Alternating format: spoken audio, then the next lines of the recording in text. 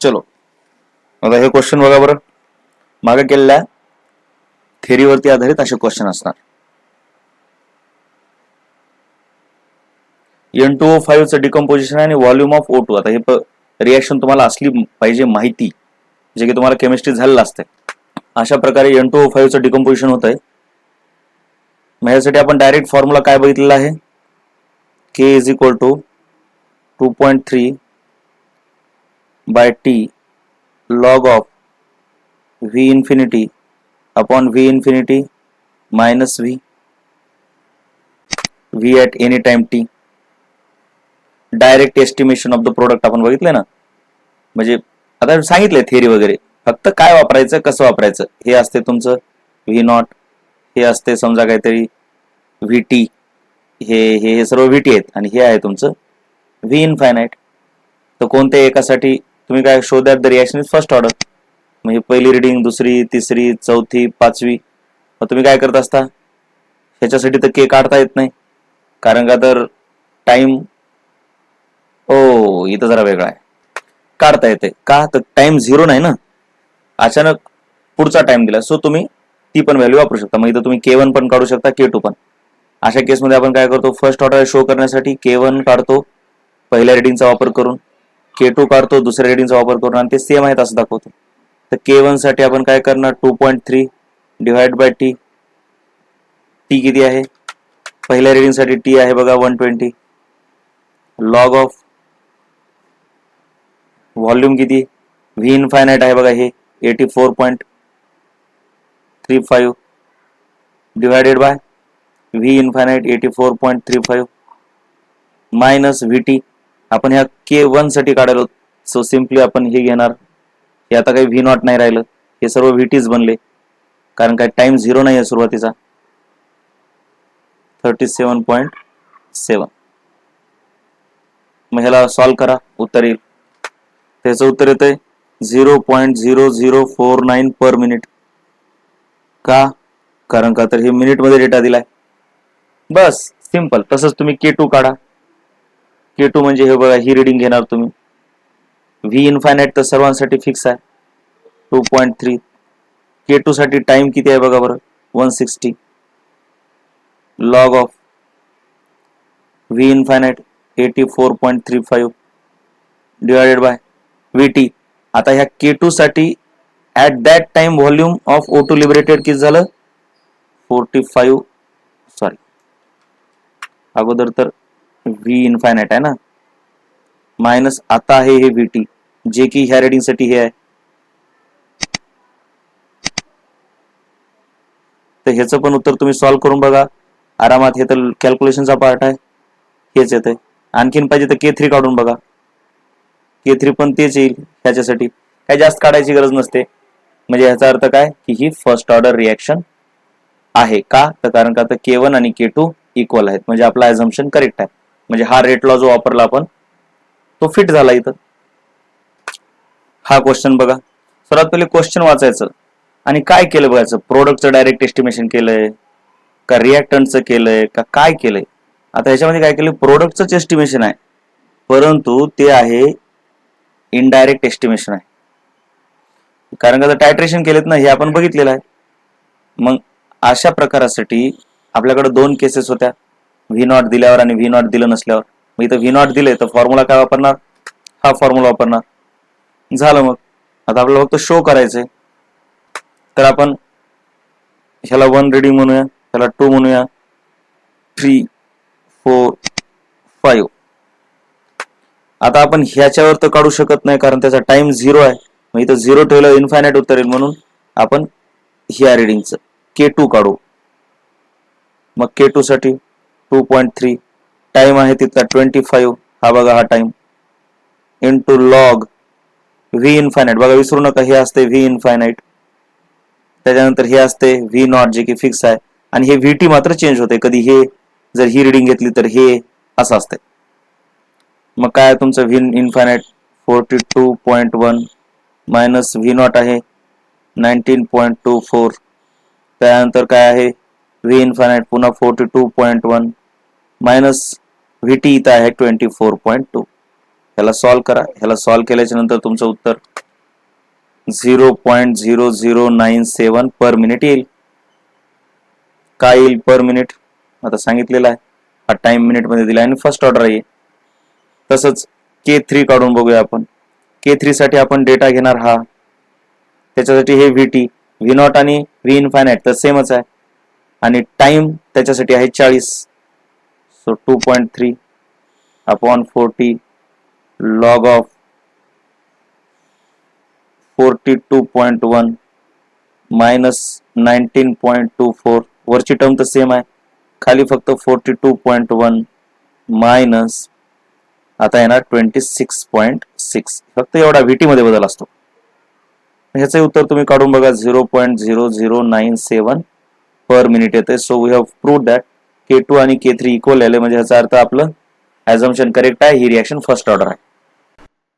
Okay, अब ये inversion of cane sugar के ऊपर देखना है. ये भी लॉजिकली सिलेबस से निकलता है, लेकिन वैसे डायरेक्टली पूछा जाना मुश्किल है, लेकिन फिर भी देख लो. Basically inversion of cane sugar का मतलब होता है, आप ये जो सुक्रोज है आपका, सुक्रोज जो कि एक डाइसैकेराइड है, उसको वाटर के साथ रिएक्ट करोगे तो इसका मोनोमर्स फॉर्म होंगे, ग्लूकोज और फ्रुक्टोज. सुक्रोज डेक्स्ट्रो रोटेटरी है. वो plane of the polarise light को 66 डिग्री से राइट को रोटेट करता है. मतलब ये 0 लोगे तो यहां तक है ग्लूकोज का रोटेशन, सॉरी सुक्रोज का. ग्लूकोज का 52.5 है और फ्रुक्टोज का -92 है, यानी ये लियो रोटेटरी है. ये बाकी दोनों डेक्स्ट्रो रोटेटरी है. मतलब इसके एक मोल से इसका एक मोल और एक मोल फॉर्म होगा, यानी प्रोडक्ट का इसका एक मोल जाने के बाद इनके जो, अब आपको तो पता है कॉन्सेंट्रेशन के ऊपर डिपेंड करता है रोटेशन. रिएक्शन मिक्सचर के अंदर सुक्रोज का एक मोल जाने के बाद हम रोटेशन -66 से लूज करेंगे, लेकिन +52 से गेन करेंगे और फिर ये -92 लूज करेंगे. समझ में आ रहा है क्या? इसको लूज क्यों बोला? क्योंकि ये गायब हो रहा है ना. अगर ऐसा होता कि एक रिएक्टेंट है और उसका प्रोडक्ट है, ये है +20 और ये भी है +20, तो रिएक्शन होने से मिक्सचर की ऑप्टिकल एक्टिविटी पे कोई फर्क नहीं पड़ता, क्योंकि the same thing is disappearing and same thing is appearing rotation wise. Chemical नहीं, लेकिन रोटेशन पे कोई फर्क नहीं पड़ता. लेकिन अगर ये +30 होता तो जैसे जैसे रिएक्शन आगे बढ़ेगी वैसे वैसे इस रिएक्शन का रोटेशन बढ़ते जाता. अगर ये -10 होता तो जैसे जैसे रिएक्शन आगे बढ़ेगी वैसे वैसे इस मिक्सचर का रोटेशन कम होते जाता. अब यहां पे दो अलग अलग है तो इनका दोनों का एवरेज लेना पड़ेगा. दोनों का एक एक मोल ही है, तो दोनों का एवरेज अगर आप निकालोगे तो -42 आता है. तो ऑन एन एवरेज हम ऐसा कह सकते हैं कि सुक्रोज का एक मोल जाने के बाद, यानी +66 गायब होने के बाद हमको जो प्रोडक्ट मिल रहा है वो -42 वाला है. मतलब जैसे जैसे आगे रिएक्शन बढ़ेगी वैसे वैसे हमारा रोटेशन जो कि इनिशियली +66 पर है, कम होते होते निगेटिव की तरफ जाएगा, क्योंकि ये कॉन्सेंट्रेशन के ऊपर डिपेंड करता है ना. ये भले ही +66 है, लेकिन इसके शुरू में 100 है, इनके 0 है, तो इसका टोटल रोटेशन कितना होगा? 100 इंटू 66, ऐसा कुछ. मतलब ये एवरेज होता है, कॉन्सेंट्रेशन के ऊपर डिपेंड करता है ये. तो धीरे धीरे धीरे धीरे धीरे धीरे रिएक्शन आगे बढ़ेगी वैसे वैसे आपकी जो लाइट है, प्लेन पोलराइज लाइट, वो मान लीजिए शुरू में यहां पर है 66 पर, तो ये एरो ऐसा होगा, फिर ऐसा होगा, और फाइनली जब रिएक्शन के पूरा का पूरा रिएक्टेंट खत्म होगा तब सिर्फ ये दोनों बचेंगे और इन दोनों का एवरेज -42 होगा और ये आपका रोटेशन यहां तक आएगा -42 तक फाइनली. मतलब this is the rotation at infinity. और इनिशियल रोटेशन कितना है? 66 है ग्लूकोज का. ये दो बातें याद रखो. यहां पर रोटेशन आपके प्रोडक्ट की पावर को बताता है। तो अब आप याद रखिए, अगर यहां पर रिएक्टेंट है,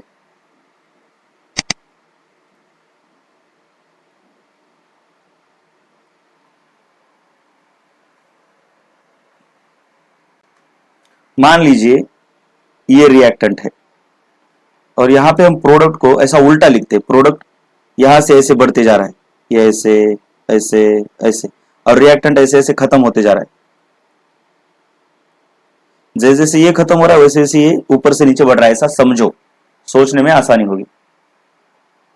तो आप ये बोल सकते हो यहां से यहां तक टोटल इनिशियल कॉन्सेंट्रेशन है, यहां से ये जो खत्म हुआ इसको हम एक्स बोल सकते हैं, और ये जो है ये जरा ठीक से देखो। हम क्या करेंगे, ये प्रोडक्ट लिखा है हमने, जैसे जैसे प्रोडक्ट फॉर्म होते जा रहा है वैसे वैसे रोटेशन कम होते जा रहा है, ये एक याद रखना है, वैसे वैसे रोटेशन कम होते जा रहा है। ठीक है ना, मैंने बोला था ना, इधर पहले था ये एरो, फिर इधर आ गए, फिर मतलब निगेटिव की तरफ बाद में जाएगा, लेकिन रोटेशन कम होते जा रहा है। मान लो ये यहाँ पर 0 है और इनिशियल रोटेशन इतना है, मान लो ऐसा, ये यहां से यहां तक की वैल्यू कितनी है, कुछ 62 डिग्री है। तो जैसे जैसे प्रोडक्ट बढ़ते जा रहा है वैसे वैसे रोटेशन भी खत्म होते जा रहा है, कम होते जा रहा है। ऐसे जैसे जैसे रिएक्टेंट कम हो रहा है वैसे प्रोडक्ट बढ़ रहा है और रोटेशन कम होते जा रहा है। रोटेशन तो वैसे नेगेटिव मतलब -42 तक आएगा। तो मान लो at any time t, this is your X T, this is your concentration of product at time t and this is the rotation at time t। और पूरी रिएक्शन खत्म होने के बाद आपका x होगा यहां से यहां तक पूरा, इसको बोलेंगे हम x इनफाइनाइट, जो कि बिलोंग करेगा आपके इस मतलब फाइनल रोटेशन कम होते होते, अब कितना भी हो सकता है, वैसे तो यहां तक आएगा, इसको बोलेंगे हम r इनफाइनाइट, क्योंकि रोटेशन निगेटिव की तरफ भी जा सकता है। अब मुझे बोलना यही है यहां पे कि आपको ये समझ में आ रहा है क्या इस फिगर को देख के कि आपका C naught is proportional to, यानी is equal to x infinite, and x infinite is proportional to, proportional क्यों लिख रहा हूं, क्योंकि ये चीज, ये कॉन्सेंट्रेशन रिएक्टेंट का है और ये रोटेशन है, अलग चीज है ना, तो कोई कांस्टेंट आएगा, लेकिन this x not, x infinity is proportional to r infinity.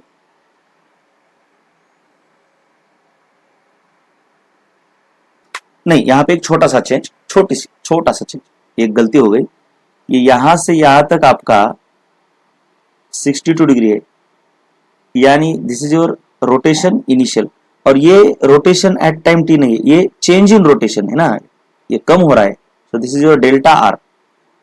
और रिमेनिंग रोटेशन कितना है बेटा, रिमेनिंग रोटेशन जो भी है यहां से यहां तक है। अभी इतना समझेगा नहीं, इसलिए हम क्या करेंगे, इसको थोड़ा आसान बनाएंगे, क्योंकि यहाँ पे निगेटिव की तरफ जा रहा है ना, तो इससे थोड़ा सा मुश्किल हो रहा है आपको समझने में। तो मैं एक आसान तरीका बताता हूं।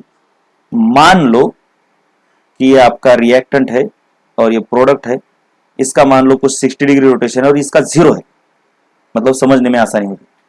तो शुरू में पूरा का पूरा रिएक्टेंट है, तो शुरू में रोटेशन भी पूरा का पूरा दिखाएगा वो, मतलब यहां से यहां तक की वैल्यू रोटेशन नॉट यानी 60 डिग्री दिखाएगा वो।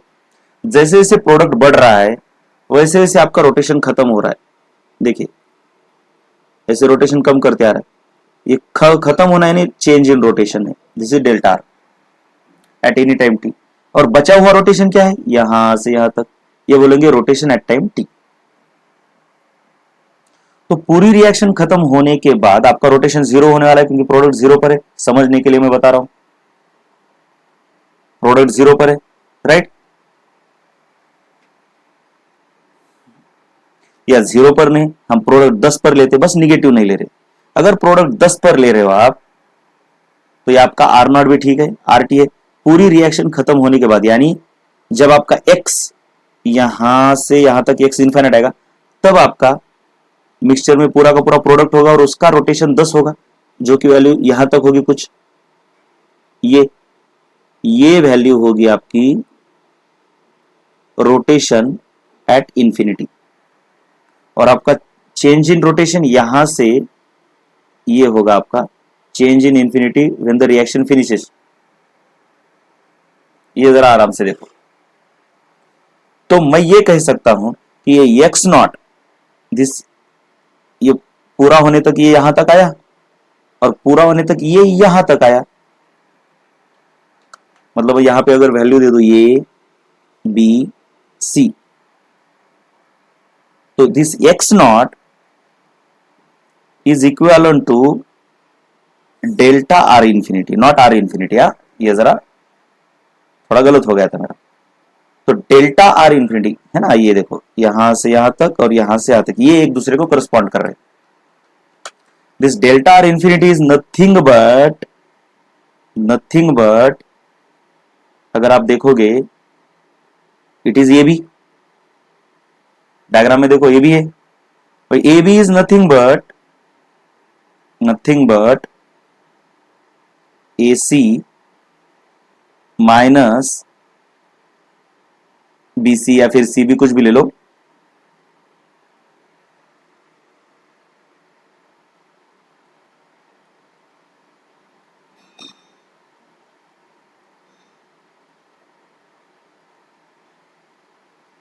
And this A C minus B C का मतलब क्या हो गया भाई, A C is your R naught and B C is your R infinity. तो मैं ये लिख सकता हूं, मुझे इतना बताने की जरूरत बस इसलिए पड़ी है बेटा, मुझे बस इतना लिखना है कि C naught is proportional to R not minus R infinity. ये हो गया आपका एक। अब दूसरी चीज,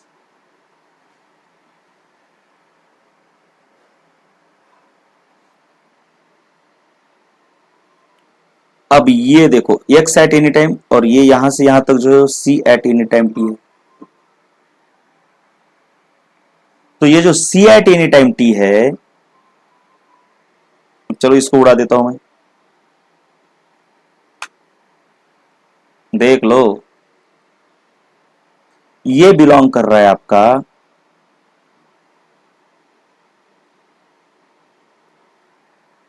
ये किसको बिलोंग कर रहा है, ये हम डायरेक्टली नहीं बता सकते। हम ये जरूर बता सकते हैं कि जैसे जैसे ये x बढ़ रहा है वैसे वैसे डेल्टा आर बढ़ रहा है। तो x at any time t is proportional to delta R at any time t। ये बहुत इंपॉर्टेंट है क्योंकि ये उल्टा नहीं ले सकते हम, क्योंकि यहां पे ना ये 0 से शुरू हो रहा है और ये कुछ 10 है, उसका मतलब ये अलग ही है। तो हम उल्टा लेंगे, ये लेंगे, ऊपर से क्या हो रहा है, ये जैसे जैसे बढ़ रहा है x वैसे वैसे ये डेल्टा आर मतलब डिक्रीज इन रोटेशन भी बढ़ रहा है। तो डेल्टा आर टी, अब डेल्टा आर टी यहां पे मैं एक वैल्यू देता हूं A B C D. Delta R T is nothing but A D, right, ये ए है ना, ये A D is nothing but A C minus C D, and it is nothing but A C. A C कितना है भाई, A C is your R not, देखो diagram ठीक से, minus C D. What is C D, देखो ये C D is your R T.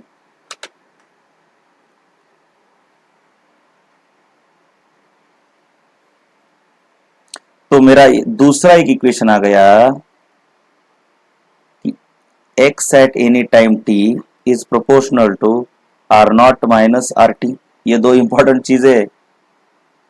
Are मतलब rotation है, आर नॉट यानी इनिशियल रोटेशन जबकि पूरा का पूरा रिएक्टेंट है, आर इनफाइनाइट मतलब पूरी रिएक्शन खत्म होने के बाद का रोटेशन जबकि पूरे के पूरे प्रोडक्ट है, आर टी यानी rotation of the reaction mixture eight any time T जबकि रिएक्टेंट और प्रोडक्ट दोनों है साथ में वहां पर। अब मैं सी टी निकालता हूं, हम हमको पता है C T, C at concentration of the reactant. अब इसको मैं सी को एक्चुअली ये भी लिखता था पहले, कंफ्यूज नहीं होना है। अभी सी लिख रहा हूं तो टेंशन नहीं लेना, ये सी मैंने रिएक्टेंट के लिए लिखा है, तो सी टी यानी ये टी, तो ये eight any time T is nothing but initial minus x. तो ये कैसे आएगा,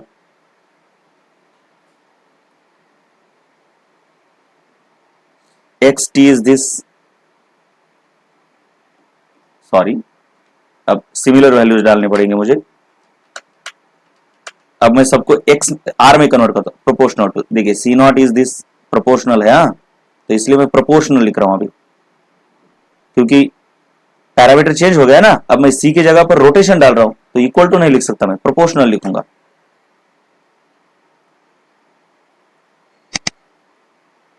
x T is proportional to this, so यहां पे ये कैंसिल होगा बेटा, और आएगा आपका R T minus R infinite C T. अब आपका आएगा K, K is equal to 2.3 by T log of, ऊपर होता है आपका सी नॉट, नीचे C T, is equal to 2.3 T log of C naught. C naught क्या है आपका, क्योंकि रेशियो है तो प्रोपोर्शनलिटी में कांस्टेंट कट जाएगा,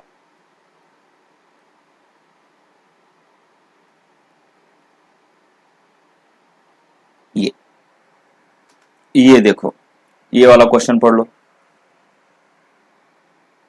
सेम उसी के आधार पर है, इन्वर्जन।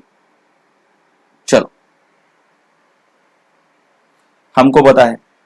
अब एक बात तो सबसे पहले यहां लिख लो, this is your R initial, R1 R2 और ये आर इनफाइनाइट है। यूनिमोलिकुलर है, शो करना है, यानी यूनिमोलिकुलर का मतलब होता है फर्स्ट ऑर्डर शो करना है, यानी फर्स्ट ऑर्डर एज्यूम करके उसका के निकालना है, और के कांस्टेंट अगर आए, मतलब ये है पहली रीडिंग, दूसरी रीडिंग, तीसरी, चौथी। पहली रीडिंग का हम के नहीं निकालते, दूसरी और तीसरी का निकालेंगे, लास्ट वाले का भी नहीं निकाल सकते क्योंकि टाइम इनफाइनाइट है, तो दूसरी और तीसरी का निकालेंगे, वो अगर इक्वल है तो फर्स्ट ऑर्डर है। हमको डायरेक्टली पता है यहां पर k is equal to 2.3 by T log of R not minus R infinite upon R T minus R infinite. अब हम निकालेंगे K2, मतलब दूसरी रीडिंग का, ये है आपका 2.3 डिवाइड बाय टाइम, टाइम कितना है बेटा, ये है आपका time, log of R not, ये देखो ये आर नॉट है, आर इनफाइनाइट ये यहां पर रहा -10.77, आर टी सेकंड वाली की रीडिंग ले रहे हो आप, देखो ये R1 है लेकिन ये दूसरी रीडिंग है, मतलब थोड़ा कंफ्यूजन हो सकता है, तो ये हो गया आपका आर टी और K2, ये वाली रीडिंग चल रही है, क्योंकि यहाँ पे आर नॉट लिखा है ना, अगर यहाँ पे R1 लिखता तो मैं यहाँ R2 लिखता, तो कंफ्यूज नहीं होना है।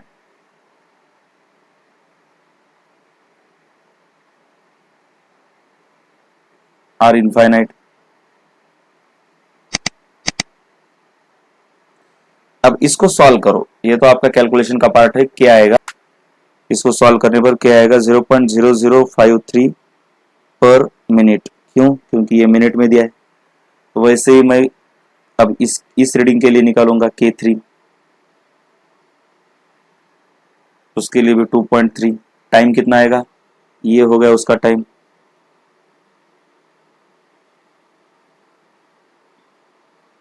बस वैल्यू कैसे डालते यही सिखाना है मुझे।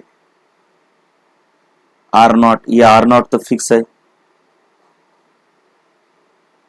आर इनफाइनाइट ये भी फिक्स है,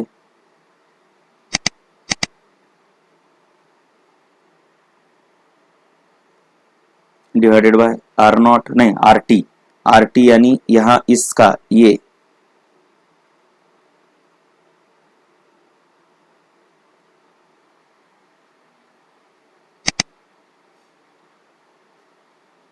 तो इसको भी सॉल्व करोगे तो आपका आएगा 0.0053 पर मिनट। यहां हम बोलेंगे सिंस K2 और K3 सेम आ रहे फर्स्ट ऑर्डर के फॉर्मूले से, the reaction is first order यानी यूनिमोलिकुलर, राइट।